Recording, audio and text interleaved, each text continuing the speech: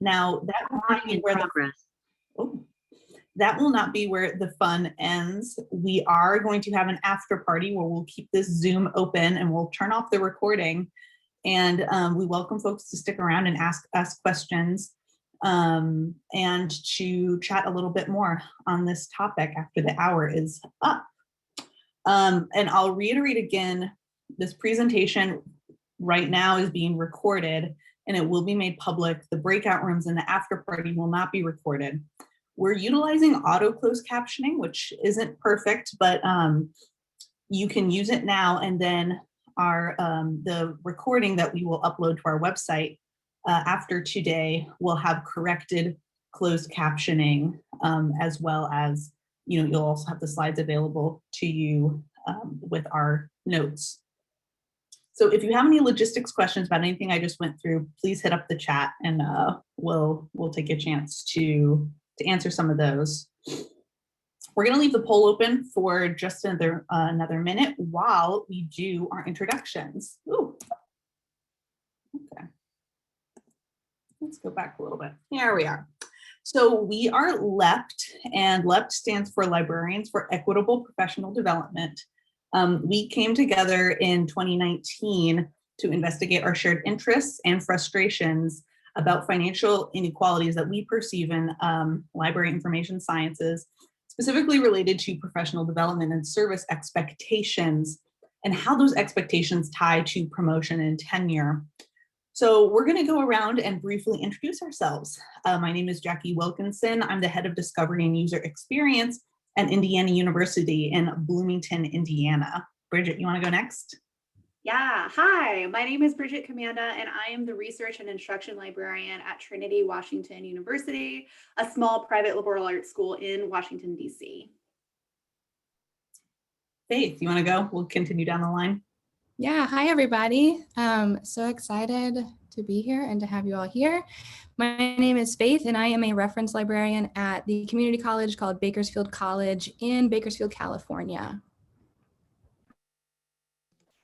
Hi, thank you guys so much for coming. My name is Amanda Kujera. I'm a digital scholarship librarian at Case Western Reserve University in Cleveland, Ohio. We are a research university. We did have a quick ask for pronouns, so if you wouldn't mind sharing yours too, Maura. Sorry. On it. Hi, I'm Maura Seal. I'm a librarian at the University of Michigan. I'm the librarian for history, she, her, hers. I'm thrilled to see y'all here. Thanks for that question about pronouns. My pronouns are she, her, hers. She, her, hers also for Bridget. She, her, hers for Faith as well. And she, her, hers for Amanda. Great, thanks everyone. So to round off our introductions, let's close the poll and take a look at who's the rest of us here today. Faith, if you want to close that and we can look at our results. So it looks like, so Research University is by far our most represented type of institution, tenure track faculty, a lot of ALA and ACRL memberships, and a lot of other as well. Excellent, that's really interesting to know. Thanks for sharing that, y'all. So I'm going to close that now. Is that okay with everyone if I close the poll now? Okay. All right. So a bit of a disclaimer, disclosure, you could say. We are some white ladies. And I wanted to, that's not in case you couldn't tell, and our pronouns kind of speak to that as well. We are white ladies working in academic librarianship, and we occupy a very niche corner of librarianship. As white women in a profession where we are the majority, we take up Megan Watson's call to unflinchingly deconstruct the inequitable foundations upon which our work is built. In short, we must transform our culture, not simply our demographics, if we wish to become truly inclusive organizations.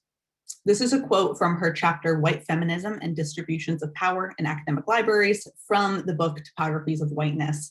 While the tone of this slide, especially the top, is somewhat glib, as I said, the intent is to honestly acknowledge that we have privilege and position in this conversation that we want to leverage to create a more inclusive and equitable profession.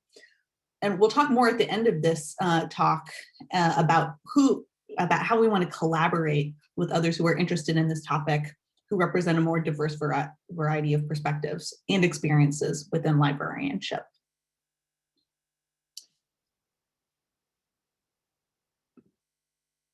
So some documents for today.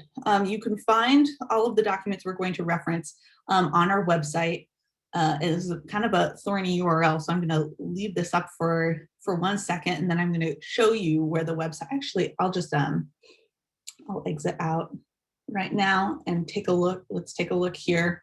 Here's the presentation page itself on our website, and here you can see our materials. And that includes a parking lot Q&A. If there's an aside that you think of or a question that you think of that you don't have time to put in the chat, or for whatever reason, feel free to leave it here and we might get to it in the after party. And this is also where you can find the link to the Padlet for the breakout rooms, but we'll also be sharing that again when the time comes. This is also where we'll be placing the video recording after the fact today. I'm going to get back into the presentation. Okay, so as the title suggests, we're not presenting at ACRL, and this was material that was an accepted presentation on this topic, and we ended up declining our invite. And there are kind of 3 tiers that explain why, that I think set the scene for the rest of our talk today at kind of a meta level. First, in our current economic climate, due to the current global pandemic, this has meant that most of us in LEP don't have professional development funding from our institutions this year. This pandemic has also coincided with the resurgence of activism and conversation about racial injustice in this country. And in light of these intersecting stressors that are impacting us all in different ways, we found ACRL's virtual conference registration rate to be out of touch and unaffordable, especially for librarians who are members of communities that have been disproportionately impacted during these dangerous times. And that's including but not limited to BIPOC librarians, disabled librarians, and librarians who are primary caregivers, just for some examples. So we even asked ACRL organizers if they could give us a discount to present this year, and that suggestion was politely declined. Outside of these circumstances, we're frustrated by the lack of value placed on librarian scholarship by conferences like ACRL. In fact, this whole LEPD group and project was partially inspired by an anonymous open letter circulated after ACRL in 2019, criticizing the disappearance of conference fee waivers or reductions for presenters that used to be commonplace in our field. So with these factors in mind, it felt hypocritical to make our research about the affordability of professional development and service in academic librarianship available to only ACRL attendees.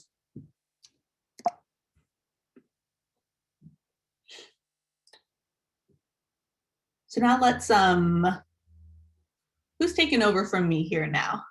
That'll be me, Bridget. Hi, everyone. I'll just let you know, Jackie, when you can advance the slide if you don't mind. Okay, so jumping off where Jackie so kindly left us. So yeah, we have been thinking about these issues about affordability and professional development in our field for over 1.5 years now, right? Yeah. So we got together and decided that we wanted to do some research and establish some kind of baseline as to the support that people are getting, to see where this mismatch is between the rates that our organizations are proposing and the support that we get from our institutions, right? So one of the things that we did to help provide context for our research was look into how membership costs and conference costs have changed over time. This was actually a piece of research spearheaded by Jackie, and we're very grateful for her work on this. There's a little bit of a white paper on the LEPD website that goes through this in detail. But to provide this kind of context, we compared costs for ALA memberships and ACRL division memberships, because those are linked, right? And also their respective conferences between a 20-year period, so 1999 and 2009. And what we found over that span of time was that some costs associated with professional development have not changed, but others have, right? Some that have not changed include ALA membership and then the division membership fees. Those haven't changed over the past 20 years. It's stayed about the same for ALA membership, around $148, and then $65 for most division memberships.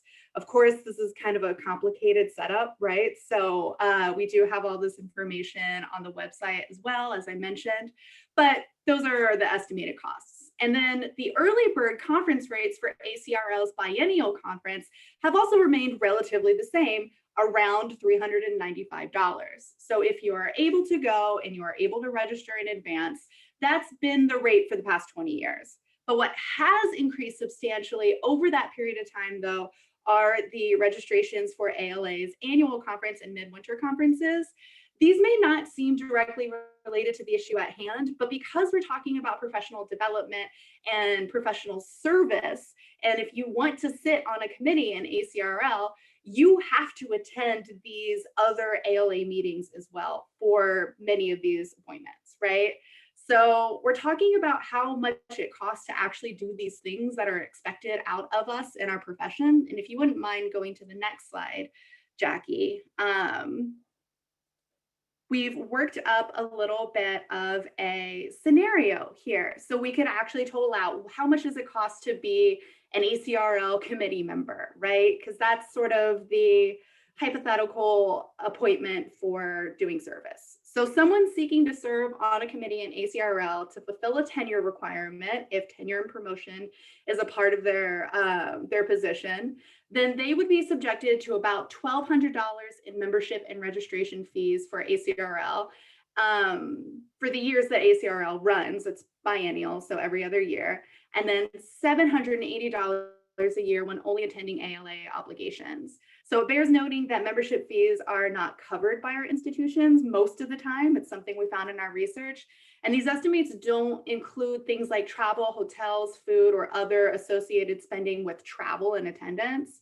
But we do have some information on that on our website as well. But our research shows that a lot of these costs have gone up over these past 20 years.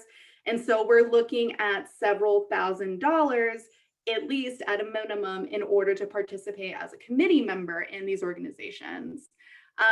Again, not even including those ancillary costs of travel, right?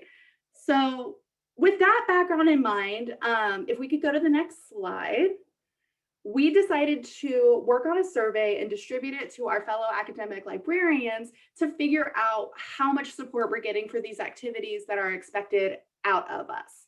So we created a mixed methods survey asking about participation in professional development and service, institutional support that you received, if any, and then also we asked about barriers relating to how people access that support or that financial assistance from their institutions, from their employers. We distributed this We distributed this mixed methods survey early in 2020, primarily through association listservs and social media. Those were our primary recruiting methods. And when I say early 2020, I mean January 2020, so right before everything with COVID hit. In terms of analysis, our survey relied a lot on descriptive statistics and manually coding our open-ended qualitative questions. And as a special note, because of pandemic restrictions and not being able to go to campus, our analysis really does rely mostly on descriptive statistics. We had no access to SPSS to run it remotely and run that sort of statistical analysis that is typical for surveys and research done in our field. And my own personal gripe about this is that the lack of SPSS access and know-how is a huge barrier for conducting research. And that's a key aspect of service and professional development. So we also need to be asking questions about how those kinds of research expectations impact who can and who can't participate in this overall contributing of knowledge to our field, right? So let's get into some of the things that we found in our data. If you wouldn't mind going to the next slide, Jackie. Most of our participants, this is actually funny because it mirrors our our questions in the beginning, right?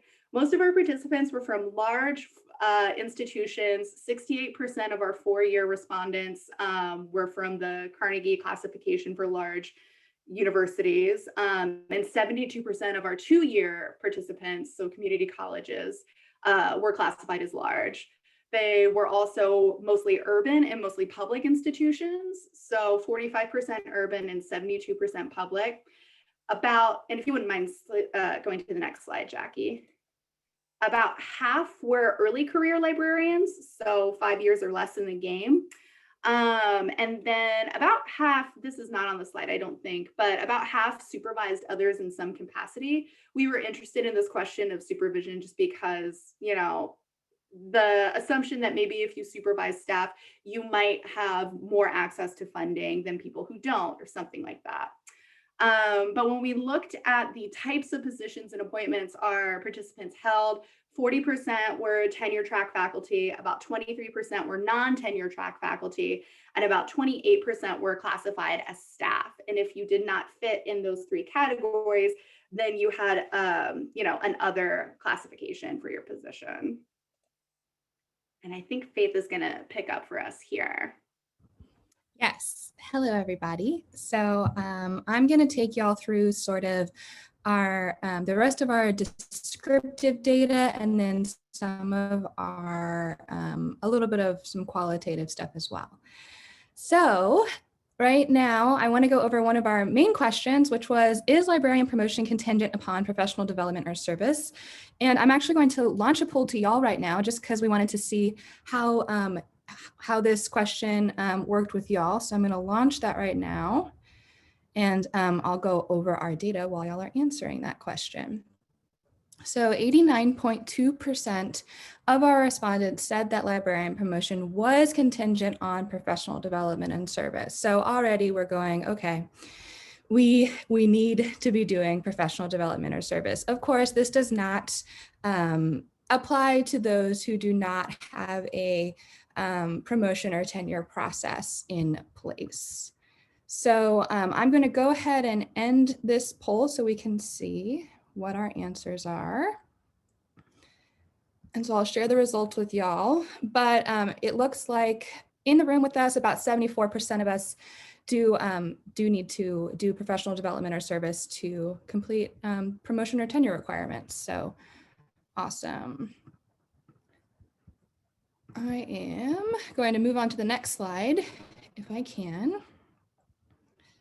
So one of our other major questions that we asked, and this is related to the previous question, have you ever had to self-fund a professional development activity or service? So again, I'm just going to launch that with y'all so that we can see how this reflects among our participants here. So if you guys want to answer that question while I talk. So we found that a huge amount of our respondents did have to self-fund at least one professional development activity or service in the past 5 years. So a fair chunk of those were actually completely self-funded. So I believe that number was 1.8% of our participants were completely self-funded, while 80.7% had self-funded something on occasion, with close to 18% never having had to self-fund. And then you can see off to the side that about 84% of ours spent up to $1,000 of their own money on PD and service in the past year. And about 14% spent over $1,000. So you can see that there's definitely a big monetary burden here among those of us. And this also made us question, you know, are we having to self-fund our own promotion and our own path to tenure if we are offered this? So I will go ahead and end the poll and share the results with y'all. So yeah, we have, yep, this it lines up fairly well. So it looks like 17% of us are completely self-funded and 75% have occasionally self-funded, with 9% not funding. Awesome, thank y'all so much. Thank you, Jackie. So the last major question that we wanted to share with y'all is, have you chosen not to pursue professional development due to cost? And I will once again launch this question with y'all. So our respondents said that most of them have had to not pursue or turn down a professional development opportunity. So this included people that may have already been accepted to speak at different conferences, et cetera, having to turn down these opportunities because of the cost. So 85.4% of our respondents did have to turn down these opportunities. So this makes us question, they're having to turn down, so what kind of voices are being lost from the conversation in library science, as well as we can't pursue professional development due to cost, yet we need it to be promoted or reach tenure. So there's some trickiness there for sure. And I'll go ahead and end the poll right now so that we can see what's going on. Sharing the results. So about 90% of us have chosen not to pursue professional development due to cost. So I feel you. I also have had to not pursue professional development due to cost for sure. Thank you all so much for participating in those, and we can move on. So we wanted to break down our funding by, I'm going to show you two different ways that we broke it down, by position type as well as by institution type. So when we're looking by position type, you can see there's a couple of things that I wanted to note. 9.1% of librarians who are classified as staff receive zero funding. 81% of tenure track faculty receive less than $2,000 per year. 78.6% of non-tenure track faculty receive less than $2,000 per year, and 92% of staff receive less than $2,000 per year. So if you think about the numbers that Bridget was going over earlier about how much it costs to just, be on do service for our major professional development organizations, you can see that most of our librarians, no matter the position type, are really not receiving enough funding to do any kind of meaningful service or professional development. The most common amount to receive was $1,001 to $2,000 per year. I think we can move on, Jackie. And then by institution type, there were a lot of really interesting numbers here. So we broke it down by four-year undergrad, community college, comprehensive university, and research university. So a comprehensive university here is defined as undergraduate and master's degree programs. So the things I wanted to point out from this table here are that there is a large disparity, if you hadn't noticed. Community colleges definitely have the worst end of the stick, and I was definitely biased in wanting to look at all of that information as a community college librarian myself, and having experienced the frustrations of very little funding or difficult to access funding as a community college librarian. I'm sure that any of my community college librarians, colleagues in attendance can share those frustrations with me. Nearly 15% of community college librarians received zero funding, which is huge. So we can think about what that might mean for community college librarians being able to attend and complete professional development and service. While the majority of four-year undergrad, comprehensive, and research university librarians receive $1,000 to $2,000 per year, only 17.5% of community college librarians receive this amount. Contrast that to research university librarians. A little over 10% of them receive $3,000 or more per year, which is over 2 times greater an amount than the runner-up for this category, which is comprehensive colleges. They receive 4.6% of comprehensive college respondents to our survey received over $3,000 per year. So the disparity is definitely there when it comes to institution type. So now it is time to move on. I just wanted to pull a few quotes about our qualitative results. So we gathered our qualitative data through 3 open-ended questions. The questions were, 1, how is funding made available to you by your institution? 2, please describe any barriers that prevent you from accessing institutional funding for professional development or service activities. And 3, please describe the types of professional development and service opportunities that you've chosen not to pursue due to their cost. So the quote on this slide is a representative answer to the question, about please describe any barriers that prevent you from accessing institutional funding for professional development or service activities. So this quote reads, if the event goes a single penny over, we are required to pay for it out of pocket. It means that not everything gets covered and we have to often pay for things out of pocket. I have to pay out of pocket for something I'm required to go to keep my job. It's insane. So we can move on, I believe. This next quote is in answer to the third question, which was, please describe the types of professional development and service opportunities you've chosen not to pursue due to their cost. And this quote reads, a lot of my conferences I like to attend happen every other year or less frequently than that. Sometimes all of these conferences fall in the same fiscal year. To make these more affordable for me, I can't attend 3 conferences that require flights and hotels. I avoid most ALA and ACRL committees because I can't afford to attend every year / every conference. So definitely some things to think about there. And I think we can move on again. And now this quote is in another response to our question about barriers to accessing funding. I'd like to point out that I definitely identify with this quote, as this is something I also experience when I use institutional funds for conferences and conference travel. This quote says, the mental gymnastics of planning is a barrier. It's difficult to plan conference / event expenses when most expenses will not be reimbursed until after the conference or event. I try to save money by booking accommodations and travel in advance, but oftentimes this means I am on the hook for interest accrued on my credit card for 2 to 3 months. And like I said, I definitely identify with this. I'm also in the category of I get reimbursed after the event takes place. So this is definitely a tricky one. And I think we can move on to the last one.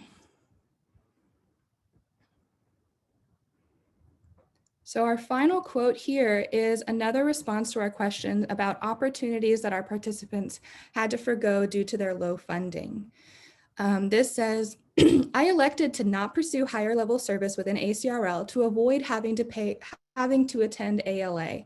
I cannot save for retirement, pay off my student loans, and defray my medical expenses, and spend a lot of time or money to engage beyond what I do now.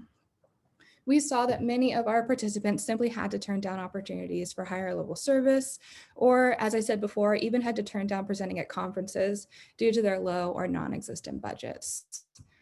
So ending my little data dump here on a bit of a bummer, but I believe it is time for Amanda to take over. Yes. So what we're going to do is we're going to go ahead and put you into some breakout rooms. So with a few discussion questions that we have on a Padlet, I'm going to drop the URL for that in the chat right now.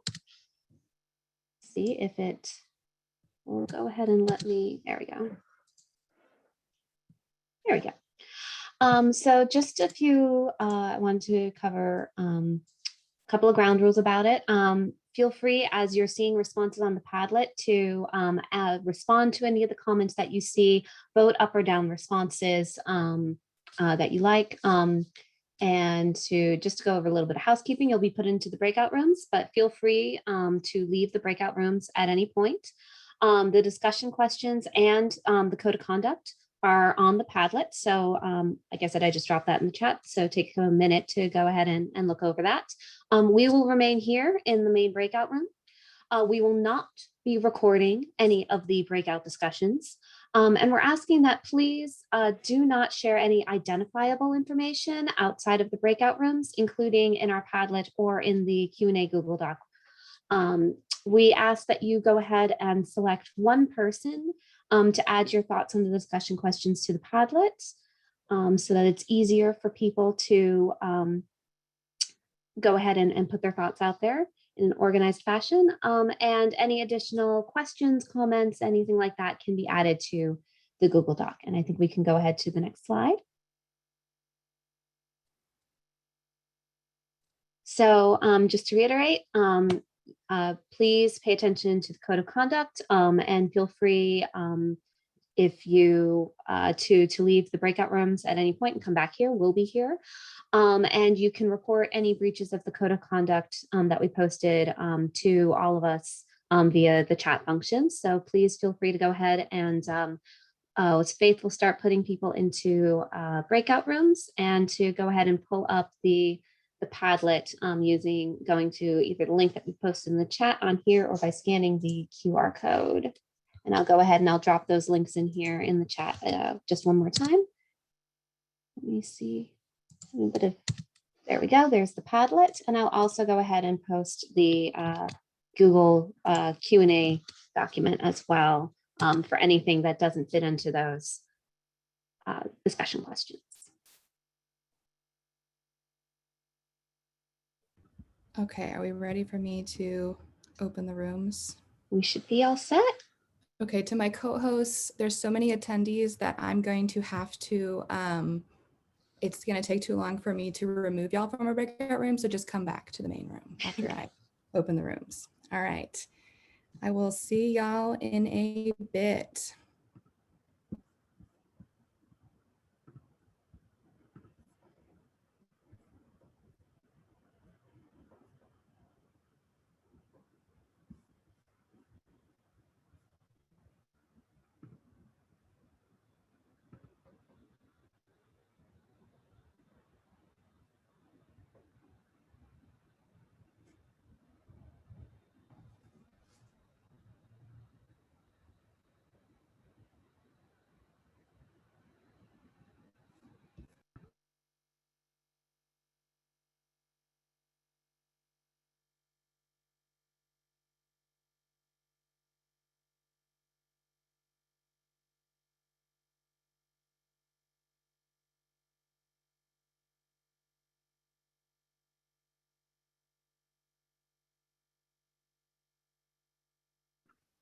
And I stopped, I mean, you could probably see this. I stopped sharing my screen for the time.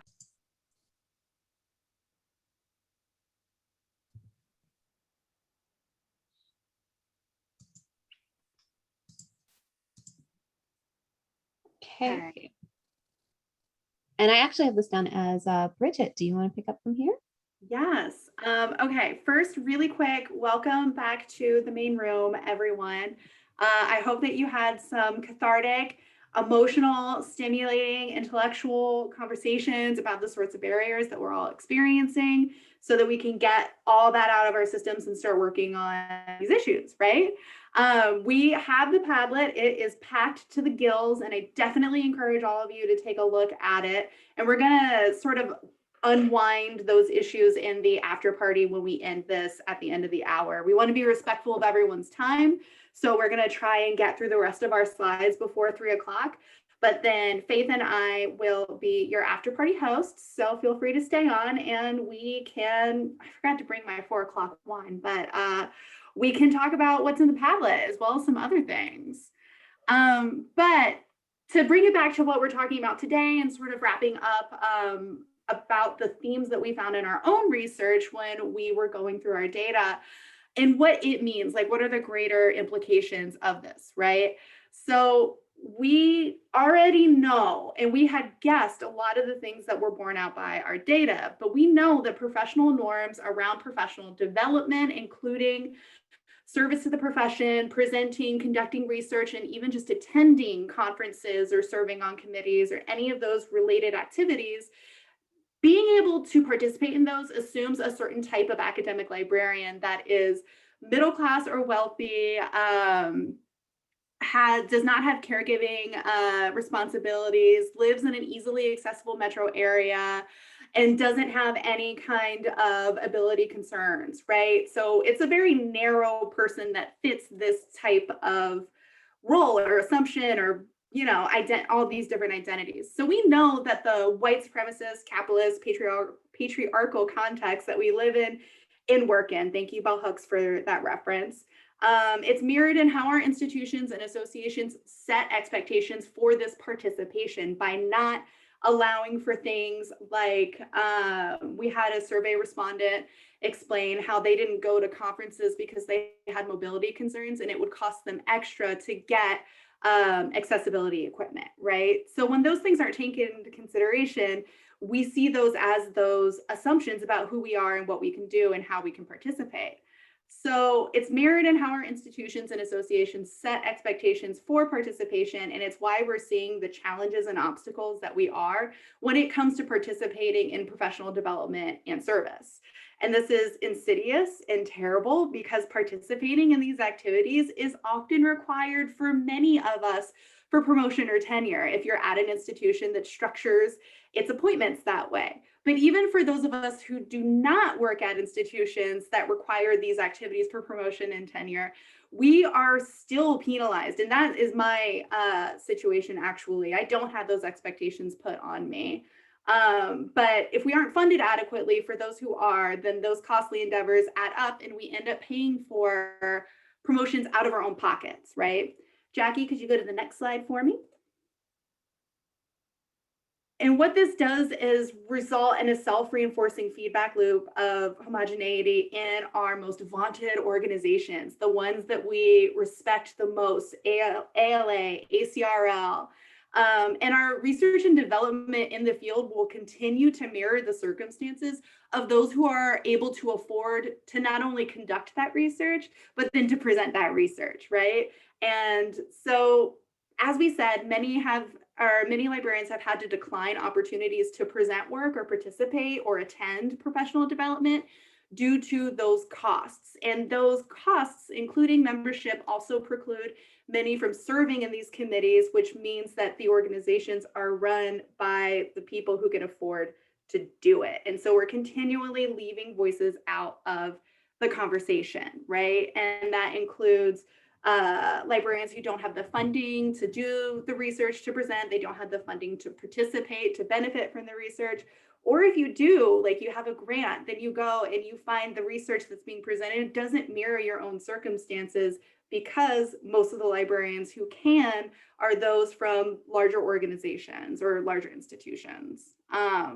So where does this leave us? What can we do? What can our profession do? Maura's going to talk a little bit about that for us. And frankly, I think this is like a good thing to talk about in the after party, because right now it's some pretty obvious things that at least I think we've come up with. So alternative forms of pricing for both registration, membership, training, all of these sorts of things. There's lots of different options here: sliding scale, reparations aligned, simplified membership fees, having virtual participations, reduced or comped registration for service or participation. My partner's conference this year, which was also online, actually did a good job with this, and I was shocked because often traditional faculty don't, right?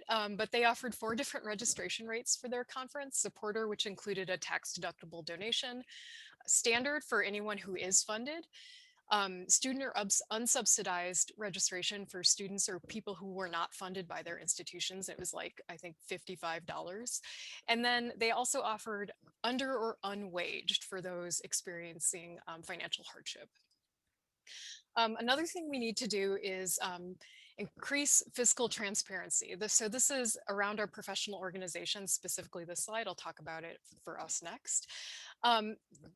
I don't know how many of you followed like the ALA 2020 midwinter budget fiasco, but I am not always confident our money is being spent in the best way. And there is definitely, I think, a lack of transparency around where do those conference fees go?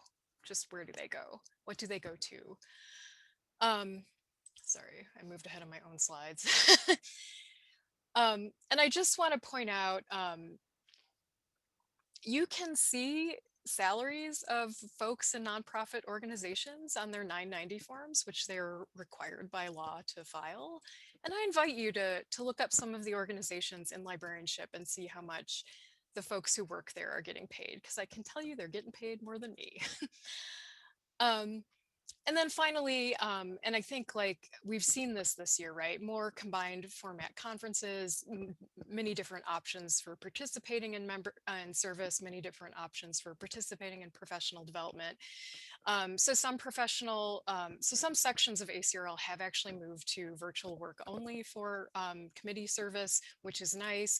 DLF is actually, the conference is very expensive, but to participate in their groups, you do not have to be a member of DLF, and it's entirely remote, which is a good thing if you need to do service for either your current job or a future job or whatever. And there's probably more examples too. And like, obviously this year we've seen CALM and CLAPS in Arizona as a conference that has never had a registration fee, for example. Okay, thank you, Jackie, you're so good. So what can we do? So at the personal level, being more transparent about our own financial realities, I think is important. I think we all think it's important. If you look on our website, you'll see how much we make and what we've said about our own professional development funding. I've been pretty lucky with that. This year was no funding, which was very unusual for me at my current institution. For a while, there was floating around online, I don't know if y'all saw it, there was like a crowdsourced library salary spreadsheet that was informative. So doing these sorts of things, advocating for listing salaries and jobs at our own institutions, pushing our professional organizations to only accept postings that list salaries, these sorts of things, talking to your colleagues and sharing information about salaries and funding. There's a lot of, I don't want to talk about money, but it's really important that we do, because if we're not transparent, that's how that's how inequities happen. Sorry, I see many chats coming in. ARL, I work at an ARL library. I realize a lot of people do not. That's only a small subset of libraries, but they have stopped sharing individual institution salary data, which is pretty bad.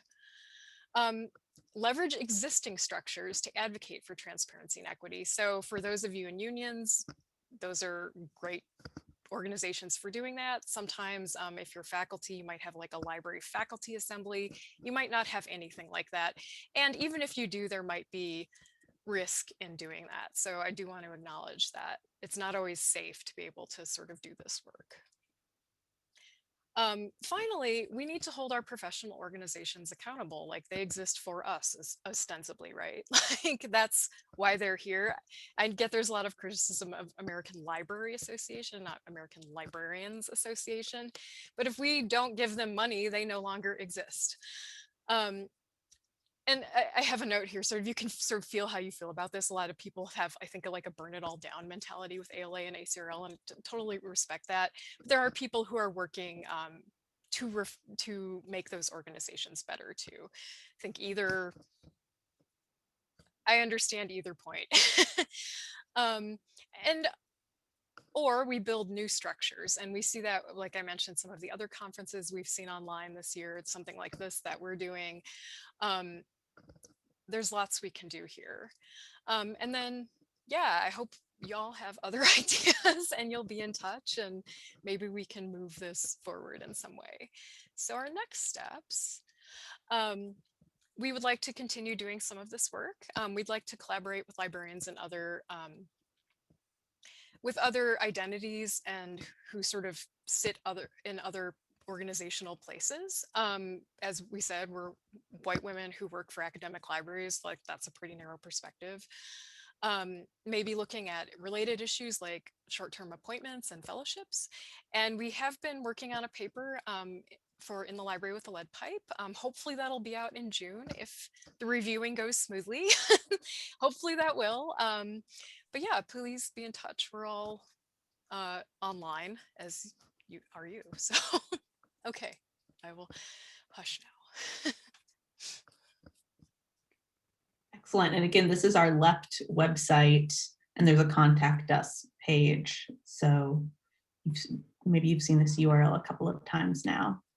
All right, so we want to be respectful of people's time. So now we're going to move into the after party. So we're going to stop the recording.